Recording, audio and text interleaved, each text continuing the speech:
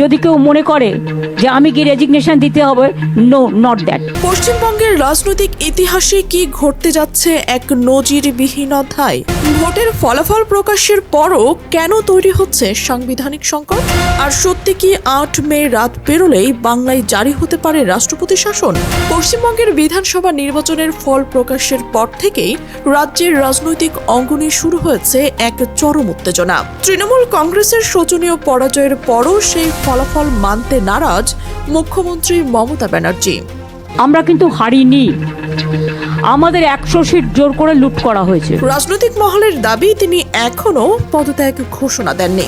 আর এখান থেকেই তৈরি হচ্ছে এক বড় সাংবিধানিক প্রশ্ন। কারণ ভারতের সাংবিধানিক রীতি অনুযায়ী কোনো সরকারের নির্বাচনে পরাজিত হলে মুখ্যমন্ত্রী রাজ্যপালের কাছে গিয়ে পদত্যাগপত্র জমা দেন।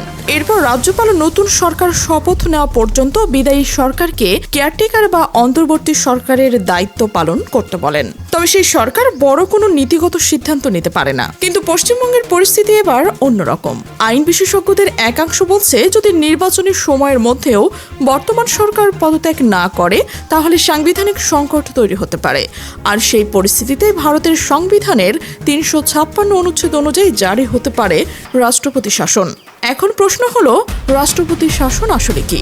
ভারতীয় সংবিধানের ৩৫৬ অনুচ্ছেদ অনুযায়ী কোনো রাজ্যে যদি সংবিধান অনুযায়ী সরকার পরিচালনা সম্ভব না হয় তাহলে কেন্দ্রীয় সরকার সেই রাজ্যে রাষ্ট্রপতি শাসন জারি করতে পারে।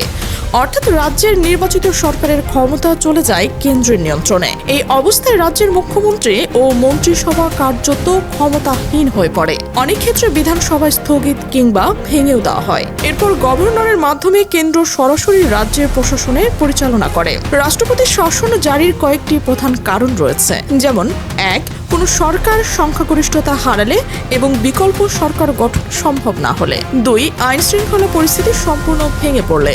৩. সংবিধান মেনে সরকার পরিচালনা না হলে। আর ৪. নির্বাচনের পর দীর্ঘ সময় সরকার গঠন না হলে। বর্তমান পশ্চিমবঙ্গের পরিস্থিতিতে মূলত সরকার গঠন এবং ক্ষমতা হস্তান্তর নিয়ে তৈরি হচ্ছে এই জটিলতা। আইন অনুযায়ী বর্তমান সরকারের মেয়াদ শেষ হয়েছে ৭ মে রাত ১১:৫৯। সংবিধান বিশেষজ্ঞরা মনে করছেন, সেই সময় পার হওয়ার পর বিদায়ী সরকার আর ক্ষমতায় থাকতে পারবে না। ফলে নতুন সরকারের শপথ না নিলে বা বিরোধী সরকার সরে না দাঁড়ালে সাংবিধানিক শূন্যতা তৈরি হতে পারে।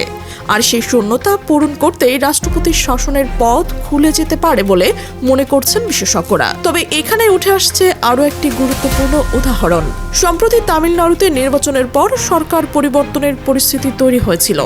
সেই ডিএমকে সরকার পরাজয়ের পর আনুষ্ঠানিকভাবে পদত্যাগ করে। এরপর রাজ্যপাল বিদায়ী মুখ্যমন্ত্রীকে কেয়ারটেকার সরকারের দায়িত্ব দেন নতুন সরকার শপথ নেওয়া পর্যন্ত।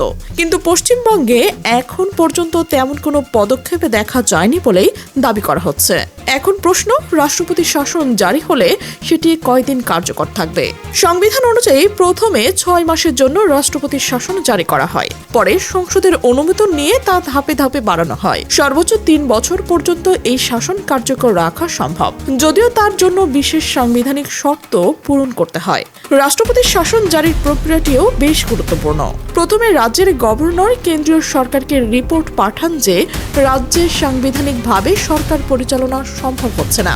এরপর প্রধানমন্ত্রী মন্ত্রিসভার সুপারিশে রাষ্ট্রপতি সেই রাজ্যে ৩৫৬ ধারা জারি করতে পারে। পরে লোকসভা বা রাজ্যসভায় এর অনুমোদন নিতে হয়। ভারতের ইতিহাসে বহুবার রাষ্ট্রপতি শাসন জারি হয়েছে। ১৯৭৫ সালে জরুরি অবস্থার সময় এর ব্যাপক ব্যবহার দেখা যায়। এছাড়া ২০১৯ সালে মহারাষ্ট্রেও সরকার গঠন নিয়ে জটিলতার কারণে অস্থায়ীভাবে রাষ্ট্রপতি শাসন জারি হয়েছিল। তবে রাজনৈতিক বিশ্লেষকদের মতে পশ্চিমবঙ্গের বর্তমান পরিস্থিতি সম্পূর্ণ আলাদা। কারণ এখানে প্রশ্ন উঠছে নির্বাচনের পরাজয়ের পরও ক্ষমতা হস্তান্তর নিয়ে। এখন পুরো দেশের নজর ৮ মে রাতের দিকে। সত্যি কি বাংলায় জারি হতে যাচ্ছে রাষ্ট্রপতি শাসন, নাকি শেষ মুহূর্তে সমাধান হবে এই সাংবিধানিক সংকট? সময়ের সঙ্গে সঙ্গে সেই উত্তরই এখন খুঁজছে গোটা ভারত। আর প্রিয় দর্শক, আপনি কি মনে করছেন এই সার্বিক পরিস্থিতিতে?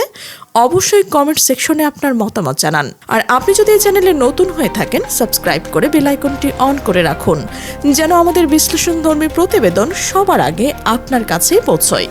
আমাদের সাথে থাকার জন্য ধন্যবাদ।